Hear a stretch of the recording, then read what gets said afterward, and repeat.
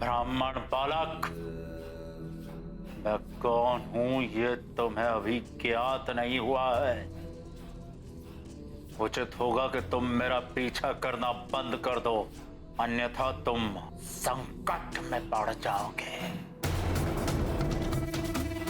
मैं तो महादेव का भक्त हूँ। प्रभु का शिवलिंग देखा तो तुम जो भी हो, मैंने कहा ना, पीछे हट जाओ, मेरा पीछा ना करो।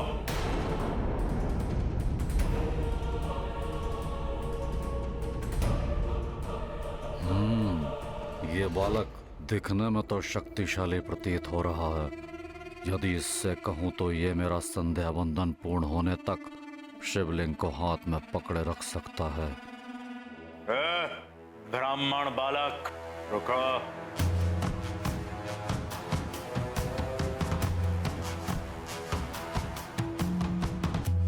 अब आपको क्या हुआ?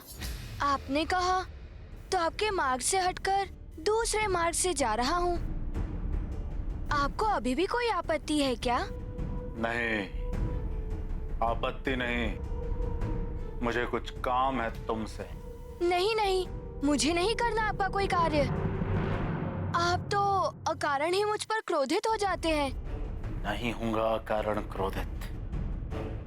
तुम एक ब्राह्मण बालक हो, शिव महादेव के भक्त हो। मैं तुम्हें एक सुंदर अवसर दे सकता हूँ। भगवान महादेव के इस तेजस्वी शिवलिंग को अपने हाथ में धारण करने का अवसर। मैं इसे हाथ में? किंतु ये तो बहुत भारी प्रतीत हो रहा है। दिखने में तो तुम अच्छे भले बलशाली दिखते हो।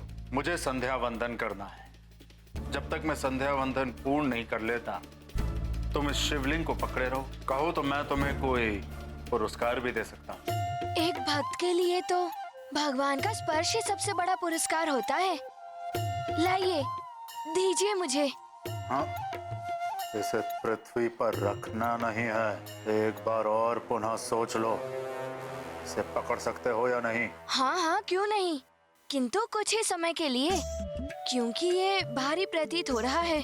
यदि मैं इसे नहीं संभाल सका तो आपको पुकारूंगा।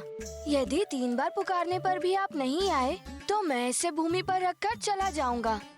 3 बार तो क्या, इसके पुकारने से पूर्व भी मैं लौट आऊंगा। ठीक है, ये लो। इसे पूर्ण श्रद्धा से ही पकड़े रहना। हम शीघ्र ही संध्या वंदन कर आते हैं।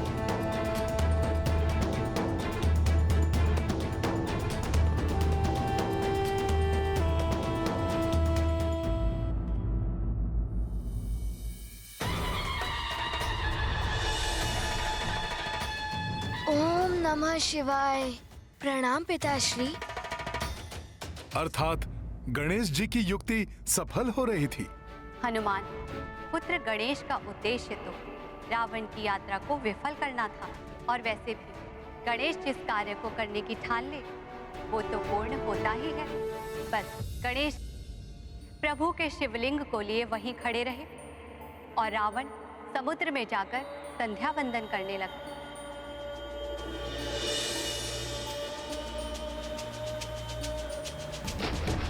ओम नमः शिवाय।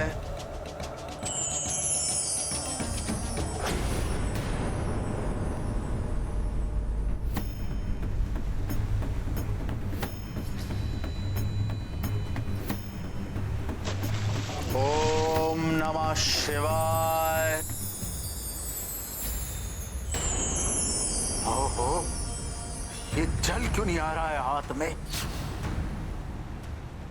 जल के स्थान पर ये कंकर। गणेश जी की लीला तो अति न्यारी है। कहाँ है? शीघ्र आइए। शिवलिंग भारी लग रहा है मुझे। बालक, 3 बार पुकारने तक तो शिवलिंग पृथ्वी पर नहीं रखेगा।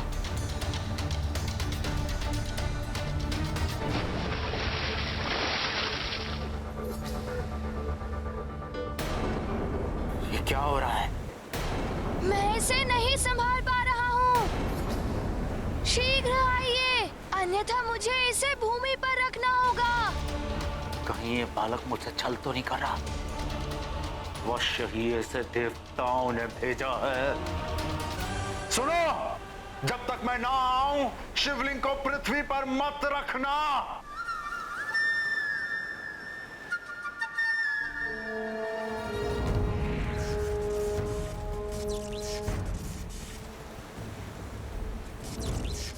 दंडल, पांव फंस रहे हैं।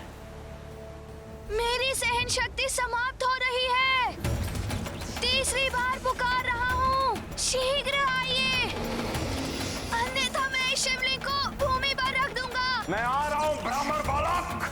शिवलिंग को हाथ में ही रखे रहना, पृथ्वी पर मत रखना।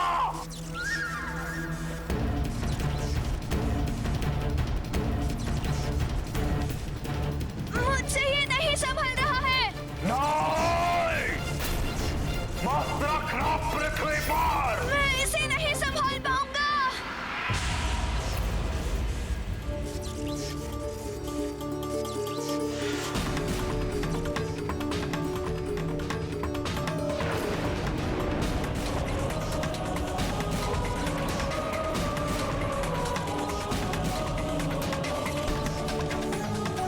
रुक जाओ, रुक जाओ। मैं आ रहा हूं।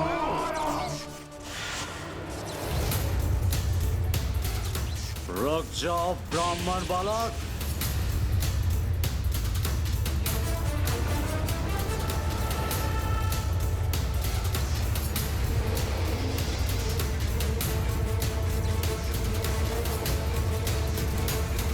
रुक जा, रुक जा, रुक जा।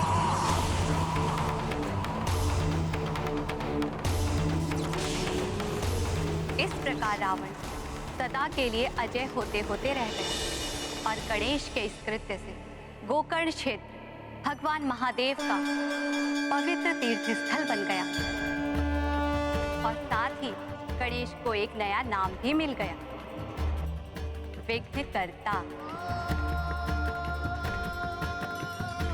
विघ्नकर्ता श्री गणेश।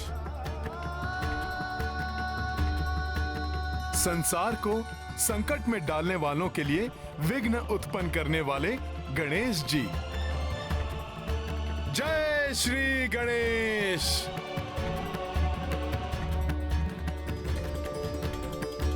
किंतु फिर ऐसा क्या हो गया माता कि आपको अंश रूप में यहाँ लंका की रक्षा के लिए आना पड़ा? आत्मलिंग को लंका ले जाने में असफल होने से क्षुब्ध रावण पुनः कैलाश आ पहुंचा। प्रभु, देखा आपने? देखा आपकी भक्ति का क्या प्रसाद मिला है आपके परम भक्त दशानन लंकेश रावण को। महादेव, यदि मैंने आपकी सच्ची भक्ति की है तो आपको मुझे वरदान देना होगा जो आपके उस आत्मलिंग के समान ही प्रभावकारी हो। लंकेश, महादेव आपको वरदान दे चुके हैं, किंतु सब कुछ जानते हुए भी आप उस वरदान का मान नहीं रख पाए और अब पुनः आत्मलिंग के समान वरदान प्राप्त करना चाहते हैं। हाँ माता, क्योंकि मेरी भक्ति सच्ची है। मैं प्रभु के उस पवित्र आत्मलिंग को प्राप्त करने के सर्वथा योग्य हूं।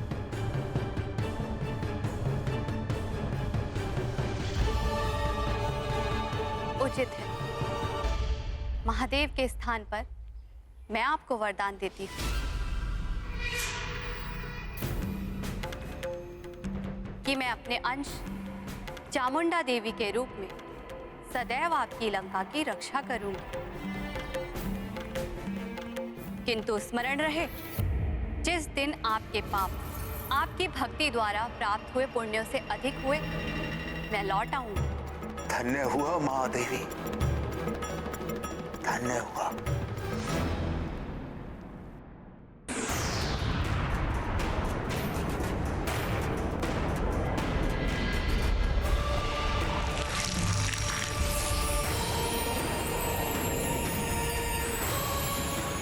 और तब से आज तक मैं लंका की रक्षा कर रही हूं। मेरे रहते लंका के भीतर लंकेश रावण की अनुमति के बिना कोई प्रवेश नहीं कर सकता।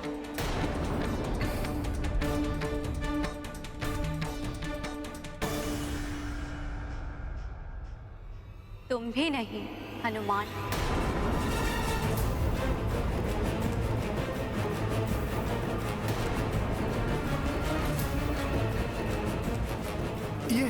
ये आप क्या कह रही हैं माता?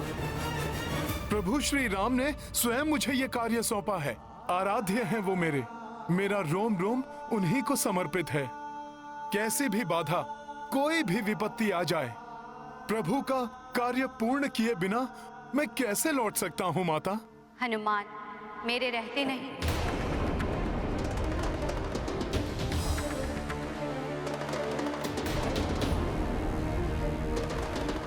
किंतु मेरे जाने के पश्चात तो तुम लंका में प्रवेश कर सकते हो।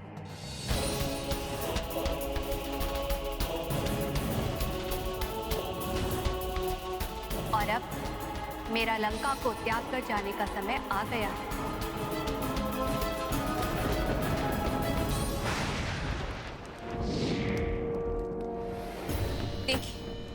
देखिए स्वामी, स्वयं अपने नेत्रों से देख लीजिए।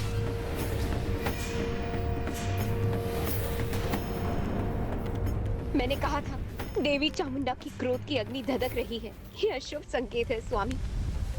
मैंने रावण को वचन दिया था कि मैं अपने अंश चामुंडा के रूप में तुम्हारी लंका की रक्षा करूंगी। किंतु जिस दिन तुम्हारे पाप तुम्हारे भक्ति द्वारा प्राप्त हुए पुण्य से अधिक हुए तो मैं लौट जाऊंगी। सत्य है माता, मनुष्य के किए हुए पुण्य ही उसकी रक्षा करते हैं।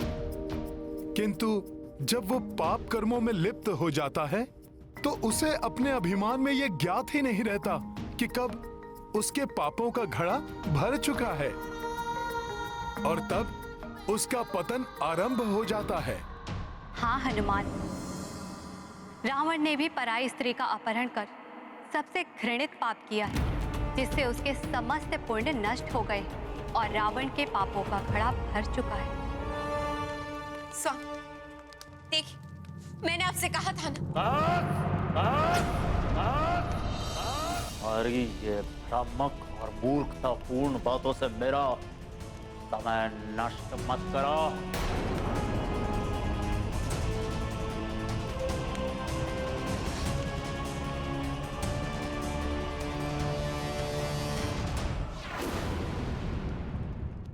जिस लंका में हर क्षण नारी का अपमान हो रहा, चाहे वो अपने पति के द्वारा ही अपमानित की जा रही है या किसी नारी को बलपूर्वक अपने पति से दूर करके पति वियोग सहने को विवश कर दिया गया हो, मैं उस लंका की सुरक्षा कैसे कर सकती हूँ हनुमान?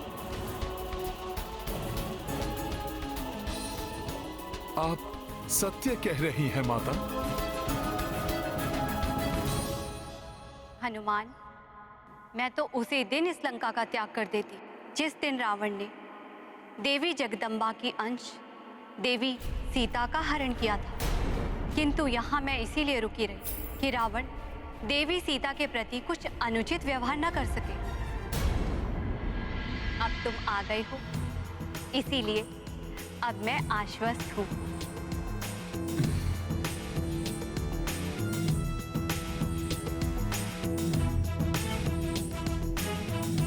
अब तुम्हें अपने दायित्वों को निभाते हुए राम कार्य को पूर्ण करना है हनुमान। अवश्य माता, प्रणाम।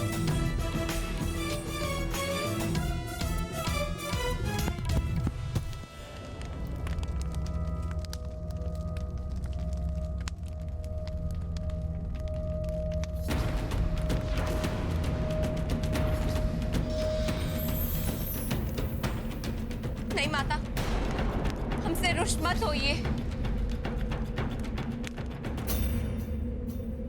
सफल मनोरथ भवा पुत्र, मेरा आशीर्वाद तुम्हारे साथ है। धन्यवाद माता, आपको शत शत नमन।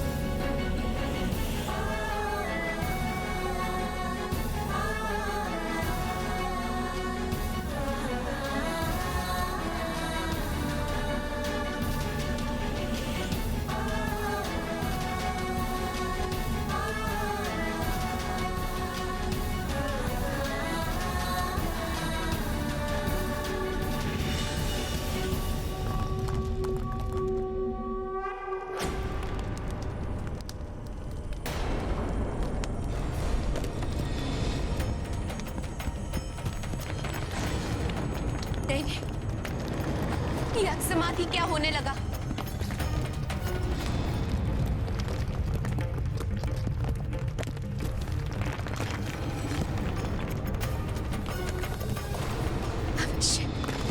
अवश्य संकेत है कि माता हमसे रुष्ट होकर चली गई है। वो ना, कोई विपदा लंका में प्रवेश कर चुकी है।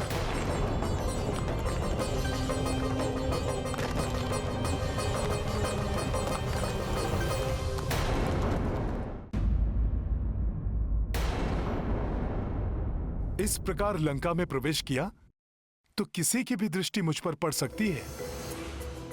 मुझे माता सीता को गुप्त रूप से ही ढूंढना होगा।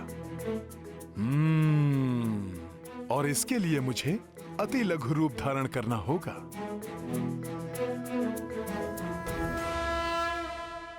जय श्री राम।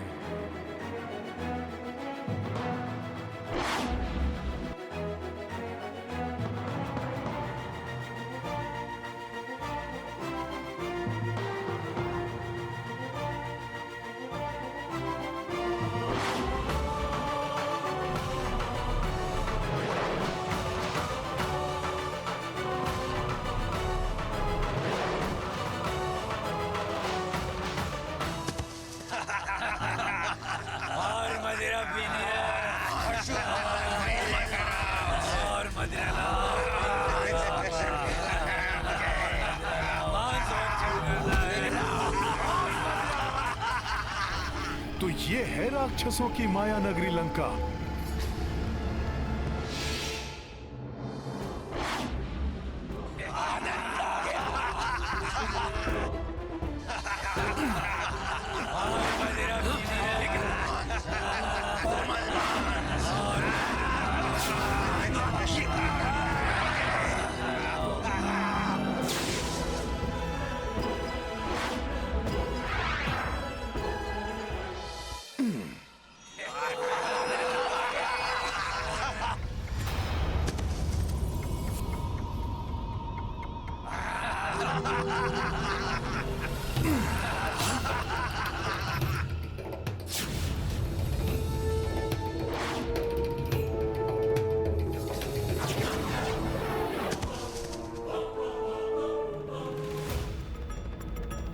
वहां से देखता हूं।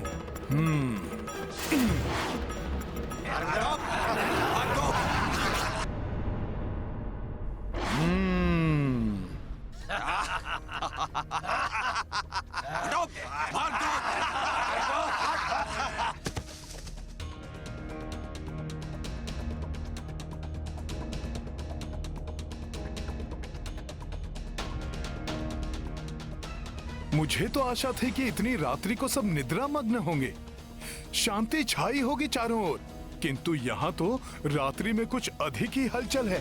हाँ, निशाचरों का जो देश है, किंतु इतनी भीड़ में माता सीता से मिलने से पूर्व ही यदि किसी ने मुझे देख लिया तो? नहीं नहीं नहीं, हनुमान को युक्ति से कार्य करना होगा।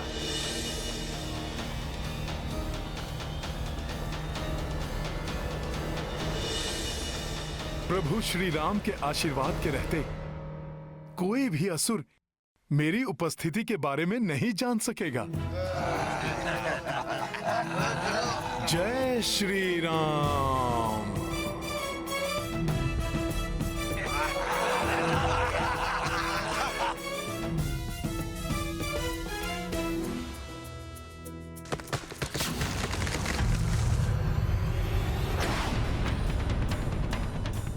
ध्वनि क्या हुआ है यहाँ? अरे ये प्रतिमा का भाग अकस्मात कैसे गिर गया? ये कैसे संभव है? प्राविसी नगर की जय सब काजा, हृदय राखी कौशलपुर राजा। गरल सुधारि पू करहि मिताई, गोपद सिंधु अनल सितलाई। राम सिया राम जय हनुमान, राम सिया राम जय हनुमान। ये गाथा महाबली हनुमत की रुचिकर लीला। यहाँ से तो पूरी लंका को भली भांति देख सकता हूँ मैं।